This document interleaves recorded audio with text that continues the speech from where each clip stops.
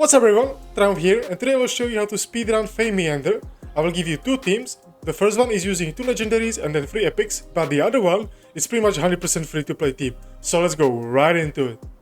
Even when you feel low, you can still go. Even when you feel slow, you can still go. Alright guys, so here's the first team. I am using Vidimir, Gardrus, Rava, Felicia, and Riprikas. So Riprikas is here for tanking, Felicia is here for the shielding and damage reduction, Gardrus is here for the ultimate, you know, the knock up and knock back with 3 seconds stun and recharging speed penalty for 5 seconds. Amazing hero for speedruns. Then Rava is here for the frost debuff and the defense penalty 2 debuff from the Witch Remains. And then Vidimir is here for the pure damage. And this team is pretty cool. I was using something similar in Universe Expedition in Season 1 to get like really fast stages, right? So I was using this team to get like 10 seconds run or 9 seconds run, stuff like that. And it works pretty much the similar in a Fey Meander. So you want this Gardrus to cast as soon as possible, which is why I'm using the Rift Hourglass. If you don't have it, it's fine, it still works, you just want a lot of accuracy on him. And he will knock up enemies in the middle around your attack and push them back to the backline. Then Rava will cast her ultimate, put frost and defense penalty on everybody in the back. And then Riprikas will do his stuff, he will push the ultimate energy back. And then Vidimir will kill everybody pretty much. Or if he doesn't kill everybody, he wants to at least kill like 2-3 units to get back his ultimate, right? Because on his passive, I believe, when enemy infected with the frost dies, gains 25% attack up for 10 seconds and recharges ultimate energy by 15%, right? So if you kill 3 of the enemies, you get 45% ultimate back, which allows him to cast more frequently, right? So even if you don't kill everybody immediately, Vidimir will have enough ult energy to, you know, cast again. And if only 2 enemies are alive, there's pretty high chance that he will survive the run. So you can see here, the battle starts. I'm waiting for Gardrus to cast his ultimate. Now he casts his ultimate. He pushes pretty much everybody back, except for these 2 because they have a control immunity. Now Rava does his ultimate. Now Riprikas does his ultimate, push everybody's energy back and does some damage. And then Vidimir casts his ultimate. And he's almost killing everybody, right? You see everybody is pretty low. And if they die under frost, he will get his ultimate back even faster, right? It's fine if your tank dies. You just need the tank to survive the initial damage, right? Just enough for Gardrus to cast his first ultimate. You will be fine, don't worry. And as you can see, easy, done. It's like stage, I don't know which one was it. I think this was stage 77, 70 something, 76 maybe. Alright, here's another battle.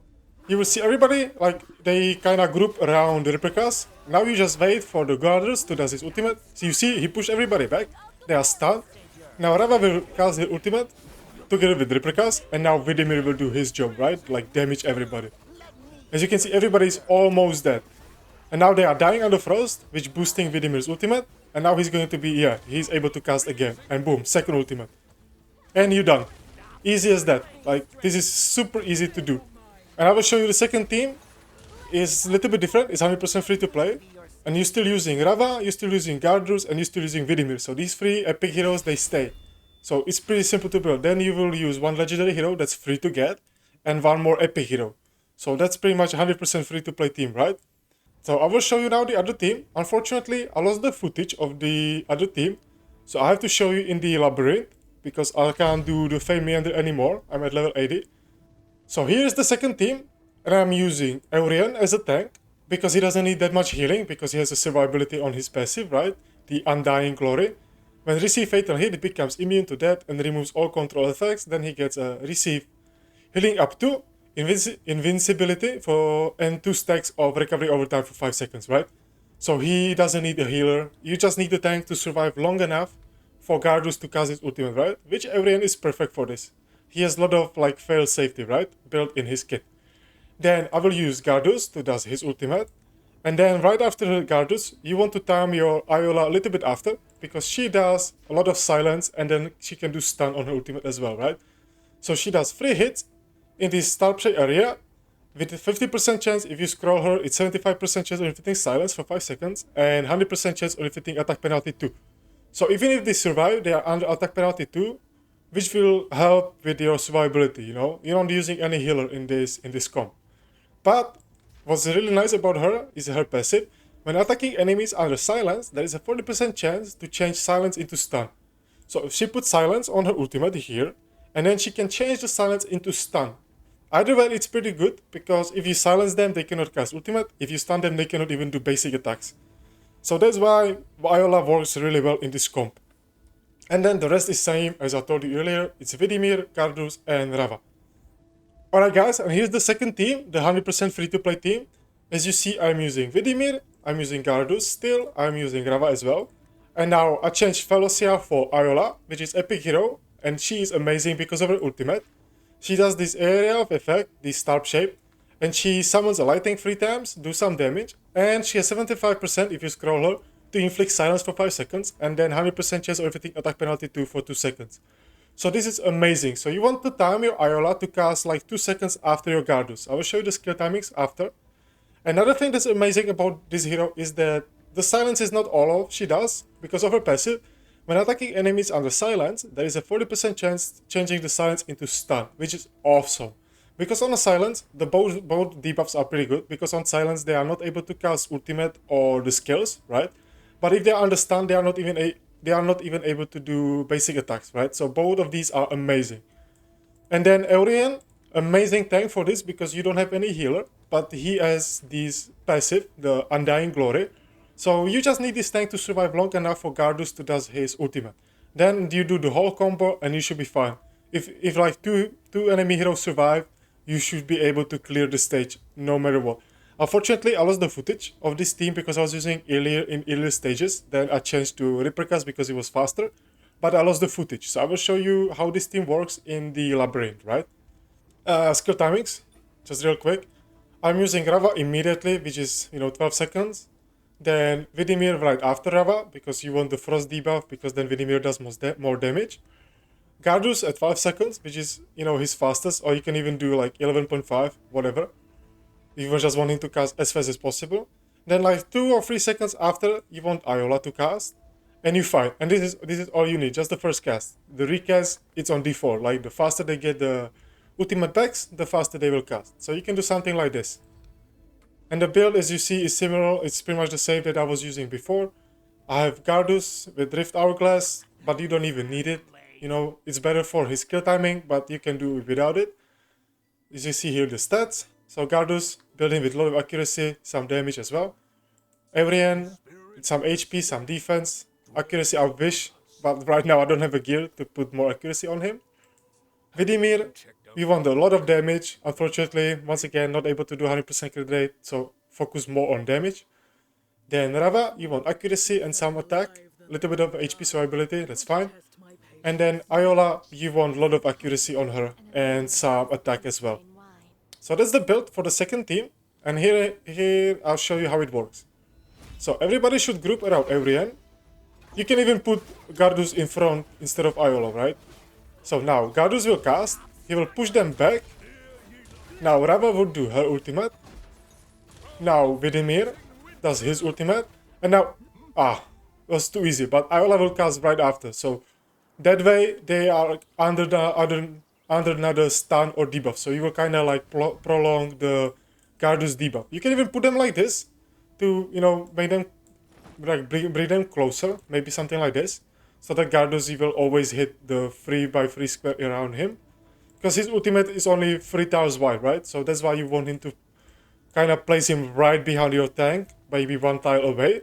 So this way he will hit in front of him and 1 square left, 1 square right around your tank, right? So one more time, I'll show you how it works. Because the previous stage was super easy to do. Like I killed them before I did the Iola thing. So now, Gardus, his ultimate, push them back. Now Rava does her ultimate. Then Vidimir right after. And if they are still alive, then Iola will cast kinda like 1 second after Vidimir, which means they almost get out of stun, and boom, Iola casts her stun, right? So this way you will keep the enemies under constant stun or silence, which is amazing. You will not allow them to do any of their abilities, right? And that's pretty important in Fey Meander, and that's how you can like speedrun it kinda. So maybe I will do one more battle, but I think you understand the mechanic of this comp, right? So let me show you one more time. There are a lot of melee heroes, which is good, or like 2 only, but it's fine. So once again, you just wait for Gardus. Even if you have assassins in here, that's fine.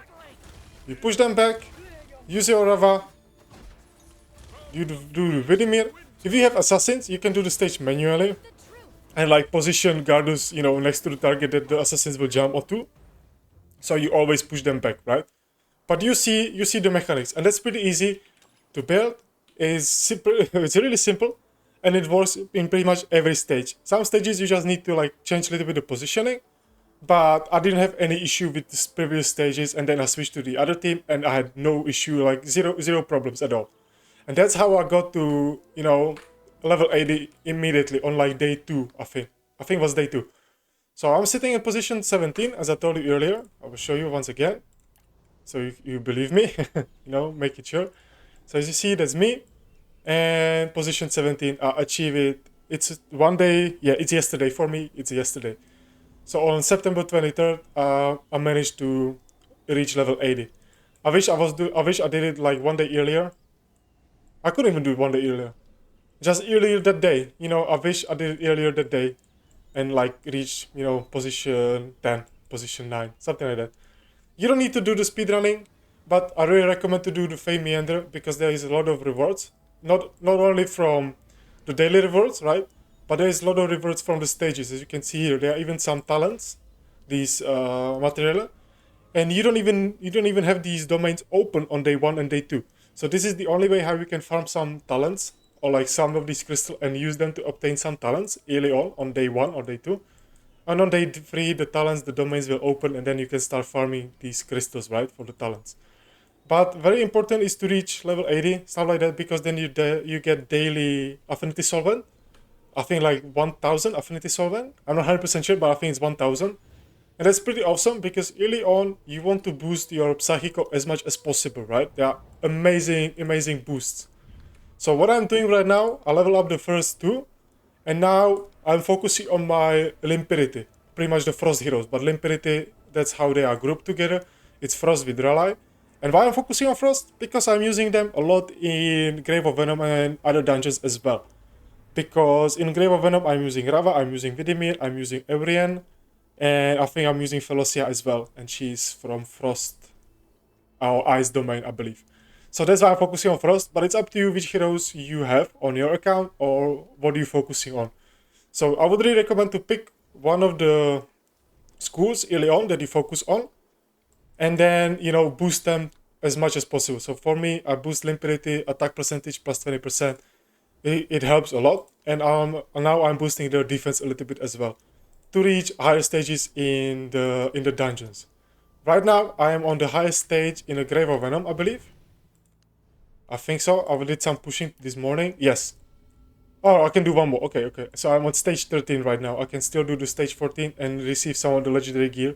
Because each time you complete the stage for the first time, you get some free legendary gear, right? It's 100% chance to obtain them, right? On the first successful run. That's what I'm trying to say. On the first successful run, you get these legendary pieces guaranteed, right? You don't need to do some farming. That's how I would really recommend to, you know, start pushing these stages. And always do it at least once, and, you know, get the free legendary gear or the 100% chance of getting legendary gear, and then continue to different dungeons, right? I'm now sitting on stage 13 in the Curse dungeon, and now I will continue with the Grave of Wrath, try to push it to stage 12, 13, maybe even 14, and then come back to the Grave of Curse and Grave of Venom and do the stage 14. So, real quick video for you. I hope you enjoyed the video, and if you did, hit that like button and subscribe. And thanks for the watching, and I'll see you in the next one. Bye!